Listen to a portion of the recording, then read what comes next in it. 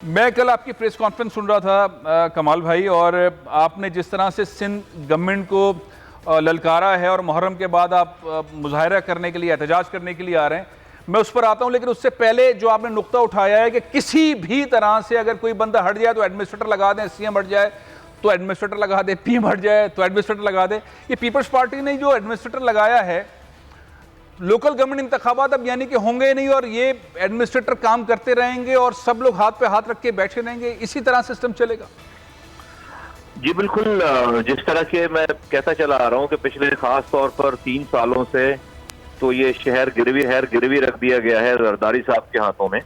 और चूंकि वफाक में इमरान खान साहब की हुकूमत चलानी है और उनको डिस्टर्ब नहीं कर सकते, क्योंकि अगर जरदारी साहब जाकर नवाज शरीफ साहब के साथ खड़े हो जाएंगे तो हुकूमत गिर जाएगी 1 मिनट में। तो उसकी कॉस्ट जो है वो कराची वाले पे कर रहे हैं और उसका खमियाजा कराची वाले अदा कर रहे हैं।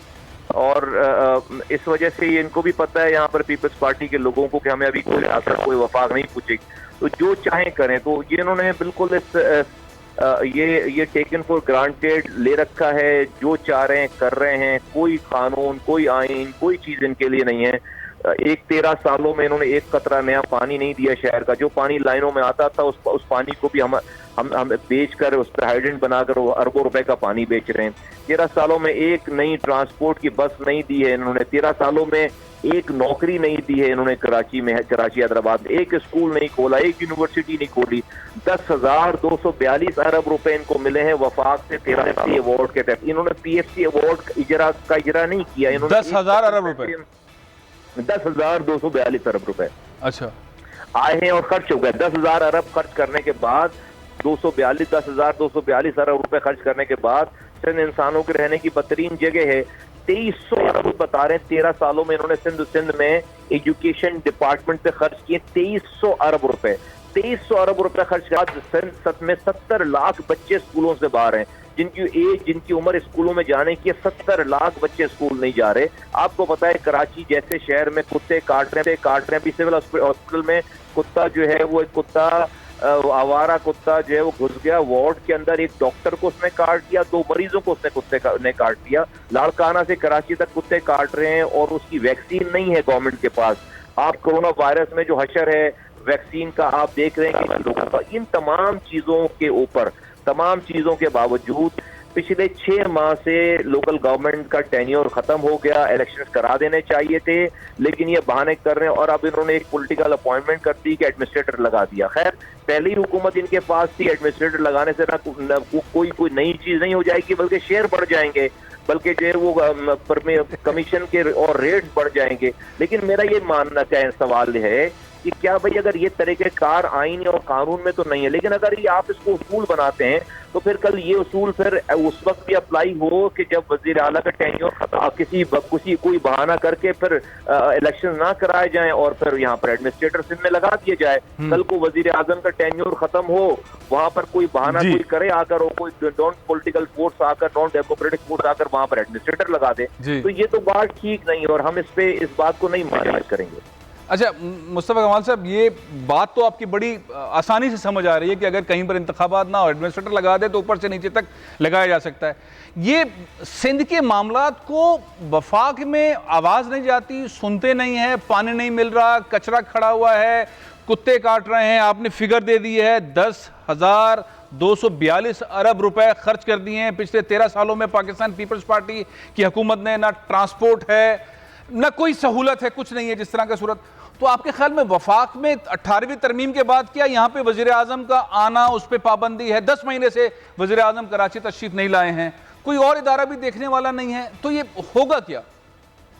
देखिए, बिल्कुल कोई पाबंदी नहीं वफाक पे, और बिल्कुल कोई ऐसी भी बात नहीं है कि आवाज नहीं जा रही। इशू सिर्फ ये है, इशू सियासी है। सियासी इशू ये है कि इमरान खान साहब के पास उतने नंबर्स नहीं हैं जितने होने चाहिए। उनके पास नंबर नहीं हुकूमत करने के लिए, वो अभी अफोर्ड नहीं कर सकते पॉलिटिकली कि पीपल्स पार्टी जाकर PMLN के साथ खड़ी हो जाए, और वो जो है वो इनकी हुकूमत, अगर जो वो खड़े हो जाएंगे तो इनके पास नंबर नहीं पूरे होते और वो हुकूमत गिरा देंगे। ये इस बात को रोकने के लिए PMLN को अभी एनिमी नंबर 1 डिक्लेयर किया गया है।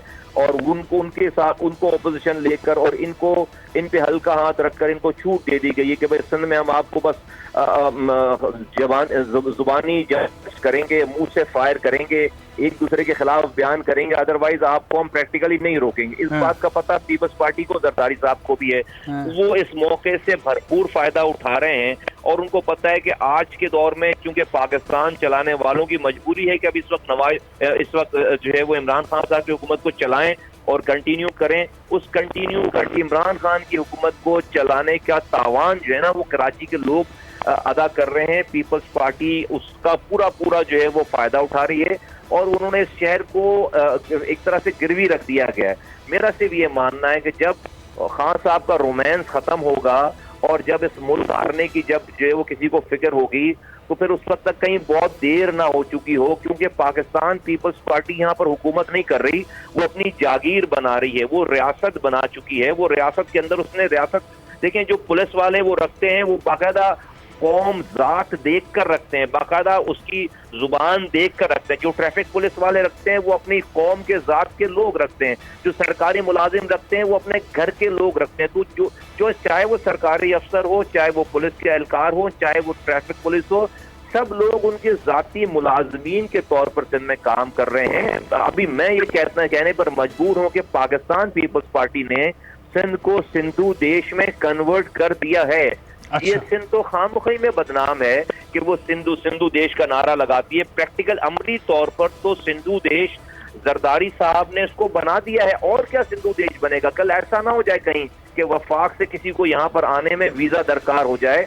ये ठीक नहीं है। और कराची में और हैदराबाद में और शहरी इलाकों में एक लावा पक रहा है। मैं शहरी इलाकों की बात इसलिए करता हूँ कि देखिए जो देही इलाके हैं, वो जो हमारे सिंधी भाई हैं, वो तो बेचारे मजबूर हैं, तो हालात को अपनी तकदीर का फैसला समझकर दहाइयों से इसको एक्सेप्ट कर रखा है। लेकिन शहरी इलाकों में रेजिस्टेंस थी और ये पीपल्स एमक्यूएम और पीटीआई को ये शहर देखकर वो रेजिस्टेंस भी खत्म कर दी गई है। लेकिन हम एमक्यूएम और पीटीआई के खबर नहीं कर सकते कि अगर वो कुछ नहीं करते मैंडेट रखने के बावजूद 21 में से 18 सीटें इन दोनों पार्टीज के पास हैं।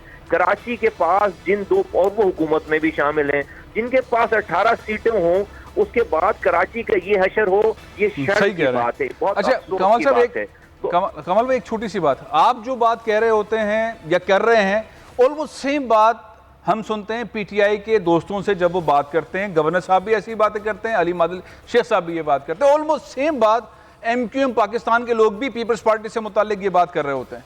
ये क्या कोई ऐसा तरीक़ेकार हो सकता है कि सारी पार्टियां जो पीपल्स पार्टी से मुताल्लिक ये बातें कर रही हैं वो किसी एक नुक्ते पर जमा होकर बैठ जाएं, बेशक अपनी शनाख्त अपने पास रखें और फिर एक लाएअमल तैयार करें? जैसा कि आप कह रहे हैं कि मुहर्रम के बाद हम जाएंगे, तो आप दावत देंगे पीटीआई को, एमक्यूएम को हमारे साथ शामिल हों और 10 मुहर्रम के बाद एहतजाज करें?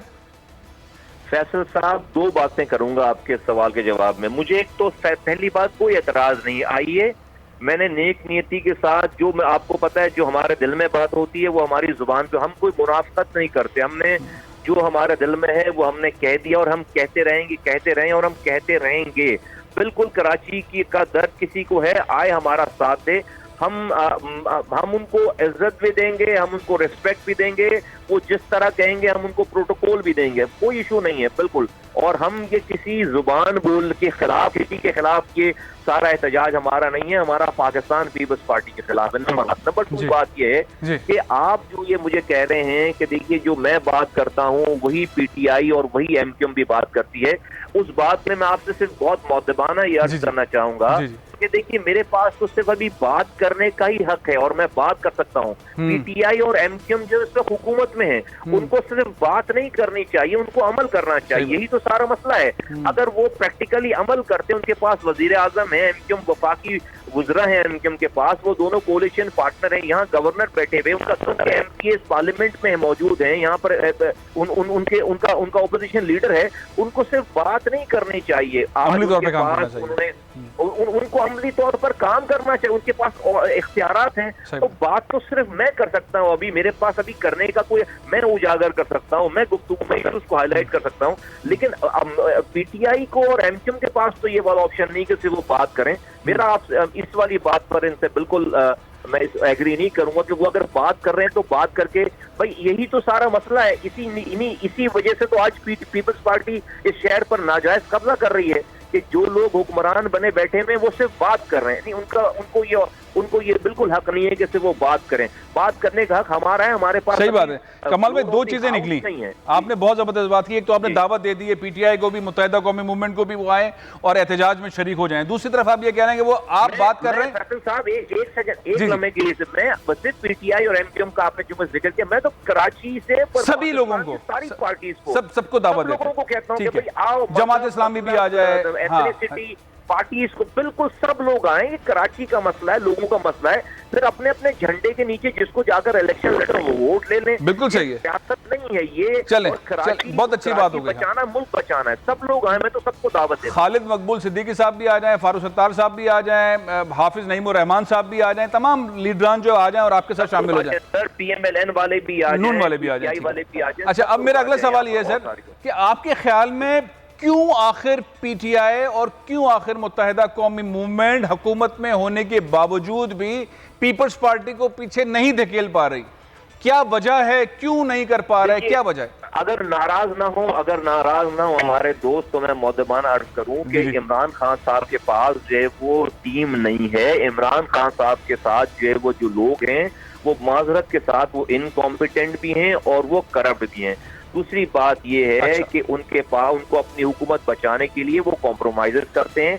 वो इस वक्त पीपल्स पार्टी को नवाज शरीफ के साथ खड़ा होता हुआ नहीं देख सकते, क्योंकि अगर पीपल्स पार्टी पीएमएलएन के साथ खड़ी हो गई तो फिर नहीं रहेगी। तो बातें करना बहुत आसान होता है और अपनी हुकूमत बचाना एक और काम है। तो अपनी हुकूमत बचाने के लिए पहली बात ये हो गई कि वो इनकॉम्पिटेंट हैं और वो उनके लोग नीचे करप्शन भी कर रहे हैं। दूसरी बात ये है कि उनको इमरान खान साहब को अपनी हुकूमत बचानी है। वो जरदारी साहब को दीवार से नहीं लगाना चाहते, वो जो है वो उनको रोकना नहीं चाहते, वो उनको अभी आज़ादी देना चाहते हैं ताकि वो नवाज शरीफ साहब के साथ जाकर खड़े ना हो। जरदारी साहब को इस वाली बात का पता है कि उनको पता है कि अभी उनका हनीमून टाइम चल रहा है, अभी उनको कोई रोक टोक नहीं है, उनके ऊपर जो चाहे वो करें। और इन तमाम चीज़ों के, इस तमाम हालात का खमियाजा हम कराची वाले भुगत में अमल होता चला जा रहा है और कराची जो है वो नो-गो एरिया बनता जा रहा है पूरे पाकिस्तान के लिए। बहुत बहुत शुक्रिया सैयद मुस्तफ़ा कमाल साहब। सब्सक्राइब करें और बेल दबाएं ताकि कोई खबर रह न जाए।